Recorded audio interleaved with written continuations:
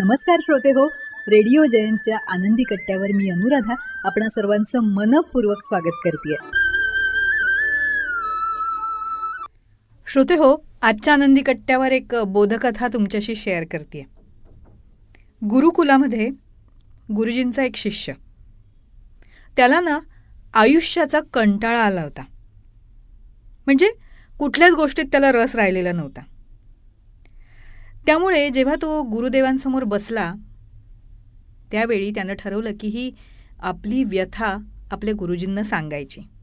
मग तो त्यांना म्हणाला, गुरुजी, मी ना माझ्या आयुष्यालाच खूप कंटाळले हो.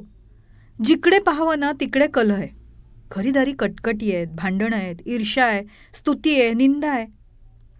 ह्या जगात जगायला कसं हवं ना तेच कळत नाही. तुम्ही मला काहीतरी मार्ग दाखवा, म्हणजे आनंदानं आयुष्य जगता येईल ना असं काहीतरी सांगा, किंवा असा काहीतरी मंत्र द्या मला. यावर गुरुदेव म्हणाले, वत्सा, जोपर्यंत ईश्वरानं आपल्याला आयुष्य दिलंय, जोपर्यंत आपला श्वास सुरू आहे, तोपर्यंत त्याच्या इच्छेत आपल्याला जगायला लागतं. गुरुदेवांच्या बोलण्याचा अर्थ त्या शिष्याला काही कळला नाही. त्याची अवस्था संभ्रमित झालेली आहे हे बघून गुरुदेव त्याला म्हणाले, असं कर, तू एक काम कर, सकाळी उठून नदीकाठीच्या घाटावर ये आणि तिथे आंघोळ कर. तिथं मोठ्या दगडी स्तंभाची मनोभावे पूजा कर आणि त्याची स्तुती कर. मग तरुण सकाळी उठला, नदीकाठी घाटावर गेला. गुरुदेवांनी सांगितल्याप्रमाणे त्याने आंघोळ केली आणि नदीच्या काठावर जो मोठा दगडी स्तंभ होता त्यानं त्याची मनोभावे पूजा केली आणि त्याची स्तुती केली. काही स्तुतीपर वाक्य त्या दगडाविषयी तो बोलला. तो पुन्हा गुरुदेवांकडे गेला. गुरुदेव, तुम्ही सांगितलं ना तसं अगदी केलं मी.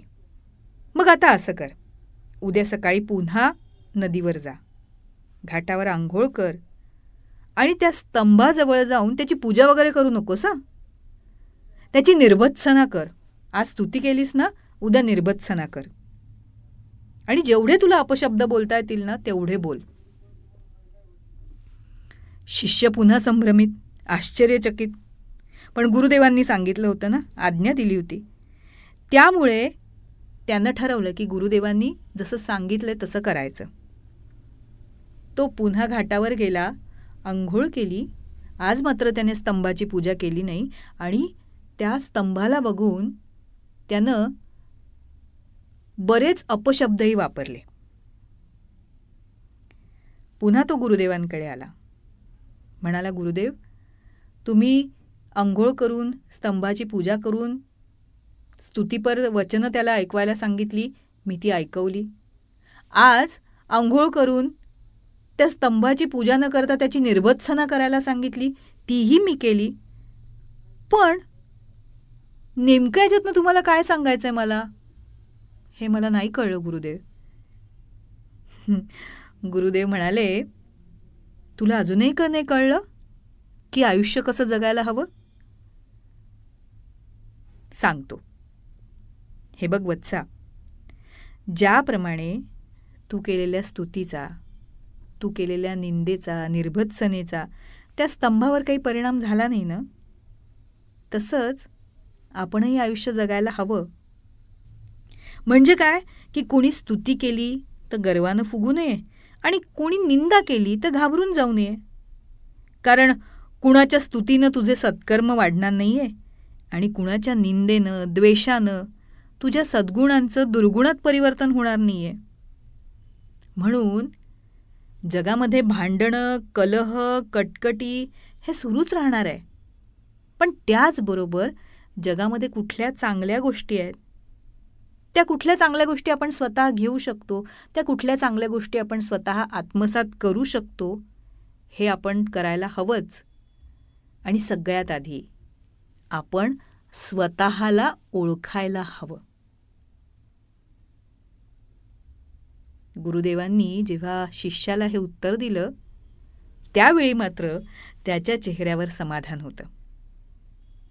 श्रोते हो, खरंच असं म्हटलंय खरं यात गुरुदेवांनी की कुणाच्या स्तुतीने आपण गर्वानं फुगायचं नाहीये आणि कुणाच्या निंदेनं आपल्याला राग येऊ द्यायचा नाहीये.